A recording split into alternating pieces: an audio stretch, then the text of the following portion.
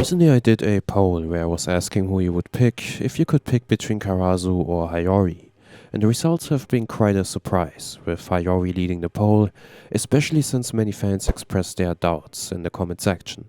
So I had the idea to analyze both players to find a conclusion about who is the better player in my opinion, and who I personally would pick, Karasu versus Hiori.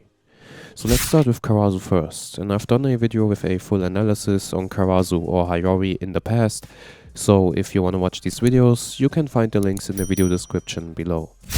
We have seen Karasu for the first time in the last episode of the first season of Blue Lock, and Karasu entered the meeting hall as a member of the third clear team besides the other popular Blue Lock members like Otoya or Yukimiya.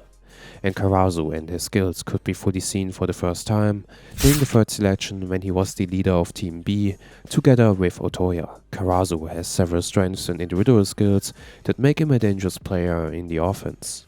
We have seen him play against Team A with Shido and Rin, and what we know is that Karasu is a very confident player who likes to look down on opponents that are weaker than him.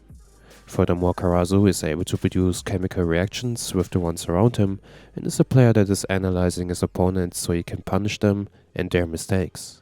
His ball possession and masterful feint techniques in midfield got him the nickname Assassin.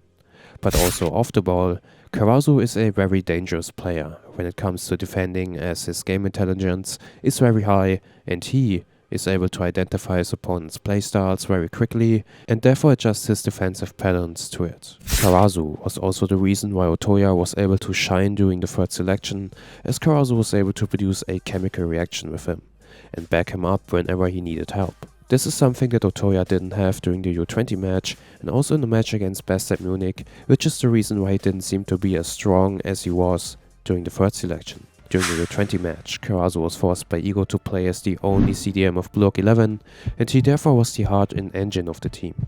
When being attacked, Karasu fell back into the back four, so Chigiri and Bajira were able to attack on the wings without losing too much strength in defense.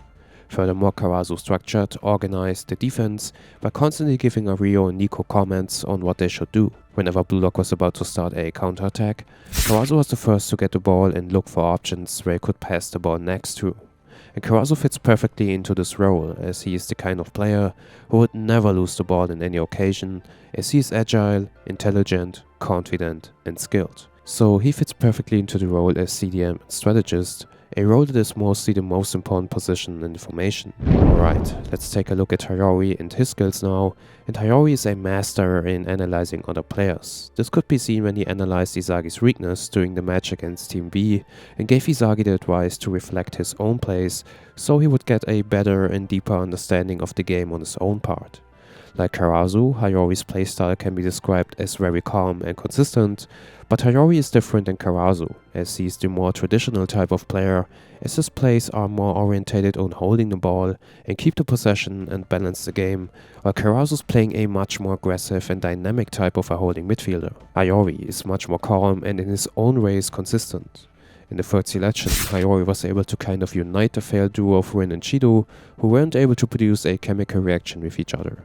Thanks to Hiori's passes and the ability to balance the game, Shido profited a lot from Hiori's assists, which is the reason why he was able to score so many goals in the first place. And we could already see here that Hiori can't just play great passes.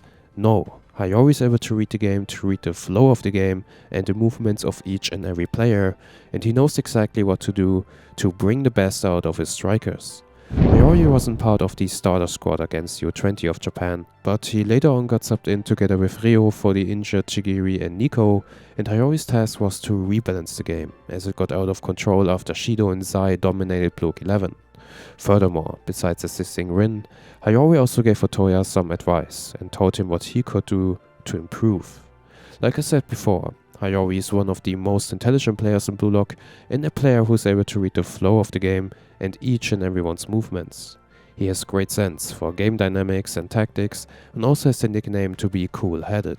So Hiori was able to implement some dangerous attacks, which almost led to goals for his team.